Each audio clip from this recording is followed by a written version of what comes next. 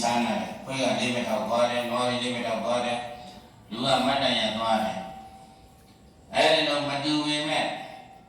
သစ္စာလေးပါးနဲ့စိတ်ကြည့်လိုက်တဲ့အခါကျတော့ခွေးမှလည်းဒုက္ခမသစ္စာနှစ်ပါးလူလေးမှလည်းဒုက္ခမသစ္စာနှစ်ပါးတော့ခွေးနဲ့တူမသွားဘူးလားတူပါတယ်တခြားလူတွေဒုက္ခမသစ္စာနှစ်ပါးနဲ့ဘဝစားအသက်ရှင်တော့ဒီသစ္စာနှစ်ပါးနဲ့သိသစ္စာနှစ်ပါးနဲ့နေသေးတော့ဒီသစ္စာနှစ်ပါးနဲ့သိတယ်ခွေးတွေမှလည်းဒုက္ခမသစ္စာနှစ်ပါးနဲ့ဘဝစားအသက်ရှင်တော့ဒီသစ္စာနှစ်ပါးနဲ့နေသေးတော့ဒုက္ခသုံးရသစ္စာနှစ်ပါးနဲ့သိတယ်ဆိုတော့ခွေးနဲ့လူအသေးချင်းတူသွားမယ်နော်မှန်ပါဗျာတို့ဗုဒ္ဓဘာသာလူတွေကတော့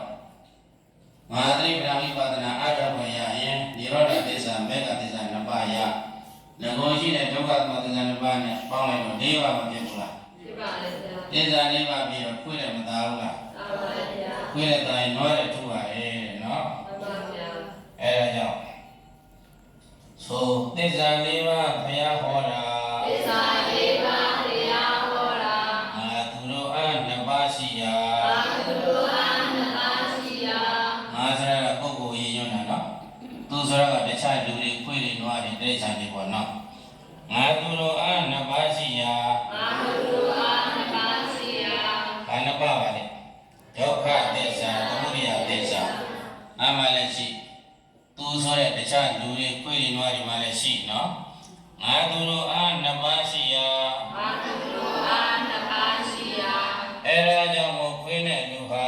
အဲဒါကြောင့်မို့ခွေးနဲ့လူဟာဘုမချတူသွားရပြန်တာဘုမချတူသွားရပြန်တာအဲဒီစကားဘုန်းကြီးပြောတော့တက္ကသိုလ်ကြီးကဆရာကြီးတွေကရှင်ပြစကလုံးကြီးကျမ်းတယ်ပဲလေခွေးတွေနွားတွေနဲ့မကြီးနိုင်ရင်ဖះသွားရန်လုပ်ချေလို့ဒါဖះရတဲ့တရားတိုင်းပါစီဘုန်းကြီးရှင်းပေးတာလို့ပြောရတယ်အဘိဓမ္မာတသင်္ကအထာကထာဘုံပိုင်း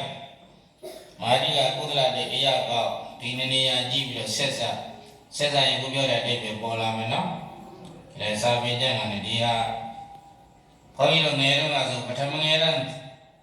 ဖြေဖို့သင်တဲ့အချိန်ကတည်းကဒီစာကြက်ခဲ့ရတယ်